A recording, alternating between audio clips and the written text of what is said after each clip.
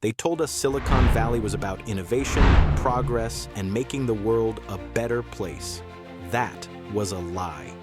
Behind the shiny gadgets and friendly slogans, America's tech giants are locked in a secret war, not against foreign enemies, but against each other, against Washington, and against you. This is a story of betrayal, money, and power, where the richest companies on Earth now rival governments, and where ordinary Americans are the collateral damage.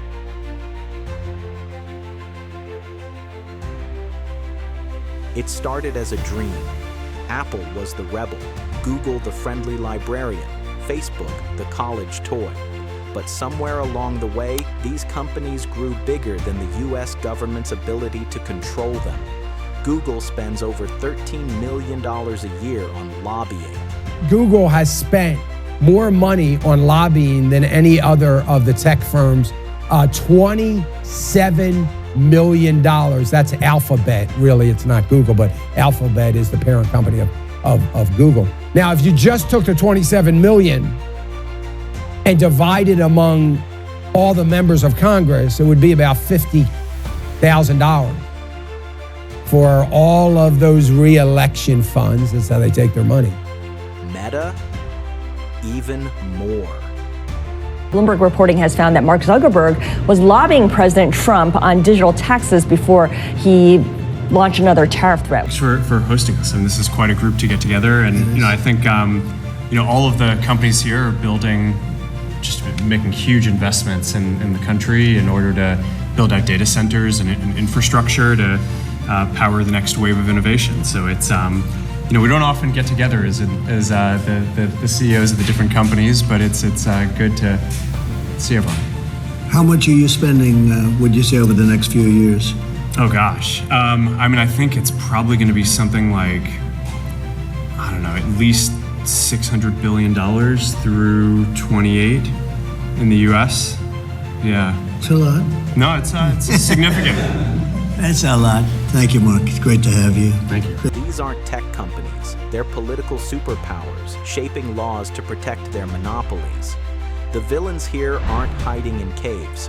They're sitting in open-plan offices in Mountain View and Menlo Park. They promise free tools.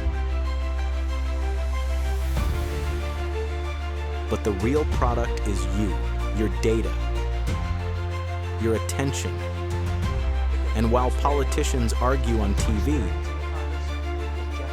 Silicon Valley quietly rewrote the rules of power. Remember when Google's motto was, "Don't be evil"? Yeah, that didn't last. By 2018, Google employees protested Project Maven, an AI contract with the Pentagon to analyze drone footage. Thousands signed petitions. Some quit, but the truth was out. Silicon Valley was in bed with the military. Palantir built surveillance software for ICE. Anduril is building AI-powered weapons. Amazon sold its cloud to the CIA. These are not the cute startups you were told about. They're defense contractors in hoodies. They sold out innovation for militarization. They sold you for government contracts, and they're making billions while doing it. But the war isn't just against Washington. It's inside Silicon Valley itself. Apple positioned itself as the privacy hero, crushing Facebook's ad model with one iOS update. Meta lost $10 billion in ad revenue overnight. Targeted ads in your Facebook feed a little less creepy these days? You can thank Apple for that. It's been a year since the iPhone maker introduced this pop-up, requiring app makers to ask its users if they consent to being tracked across the World Wide Web. About 75% are saying, no thanks, you're creepy. And 10 months later, Meta's stock continuing to tumble this week after a disappointing report this quarter. The company formerly known as Facebook was hit with the economic equivalent of a nuclear missile. Here's tech analyst Mark Mahaney. Facebook has talked about seeing a $10 billion hit to their ad revenue this year because of the Apple privacy changes. Me thinks that that's a little bit exaggerated, but there's no question, it's a big number out there. Google and Microsoft locked in a knife fight over AI dominance. Bard versus Copilot, Gemini versus GPT. Whoever wins controls the future of information. And Elon Musk, he literally turned his satellites into weapons of foreign policy. Musk once refused Ukraine access to Starlink during a strike on Crimea. Elon, can we talk about the events of, was it last weekend, the whole Ukraine Starlink thing? What is it like in that decision room, if there was one, or wherever you were, where you're trying to figure out, am I keeping this on? Do I turn it off? What is going on? People must have been bombarding you. Whatever you can share about what that was like, how you made the decision. Isaacson was actually mistaken a little bit in his understanding of the situation. Obviously, SpaceX have provided Starlink connectivity to Ukraine really since the beginning of the war. We're really within a few days of the war starting. And as the Ukrainian government said, the Starlink was instrumental in the defense of Ukraine. So, they've said that really many times, although the media forgets to mention that. And in fact, they've said it on Twitter, X, formerly known as Twitter. Meaning one billionaire unilaterally influenced a war. This isn't capitalism, it's civil war. And the battlefield is your phone, your feed, your future. Washington pretends to be the referee, but don't be fooled. Take TikTok. Congress says it's a national security threat and bans it unless ByteDance sells.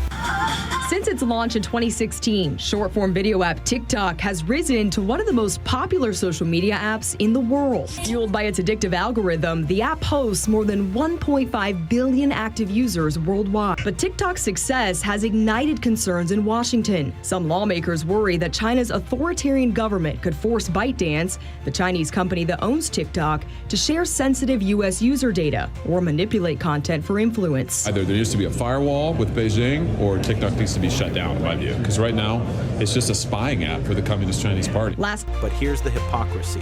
The U.S. government itself buys bulk data from shady brokers, location, browsing history, even dating app data. No Chinese spyware required.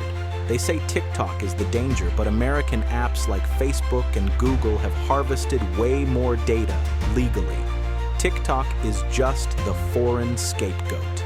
The truth? Washington isn't protecting you. They're just deciding who gets to exploit you, foreign companies or American ones. So what's really at stake? Not just search engines, not just apps. The war is for models, data, and defaults. Models, the AI systems that will answer your questions, write your code, even diagnose your health.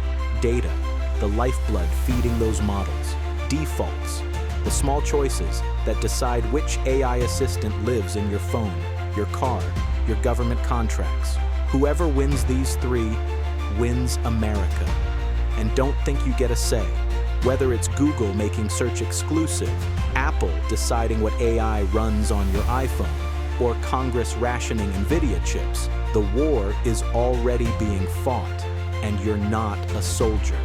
You're the prize. This is the Silicon Valley War. A war that isn't on CNN. A war that isn't in the history books. A war being fought in boardrooms, server farms, and backroom deals. The villains, tech giants who sold out their ideals. The victims, everyday people whose privacy, attention, and freedom are being traded like chips at a casino. And the government, not a savior, just another player in the game. Inside Silicon Valley's secret war for power, there are no heroes, just billionaires, bureaucrats, and billions of dollars. The question is, when the dust settles, will there be anything left for the rest of us? This was the episode of Behind the Billions. If you want more corporate secrets, dark money scandals, and billion-dollar schemes exposed, hit subscribe, because what you don't know is already costing you.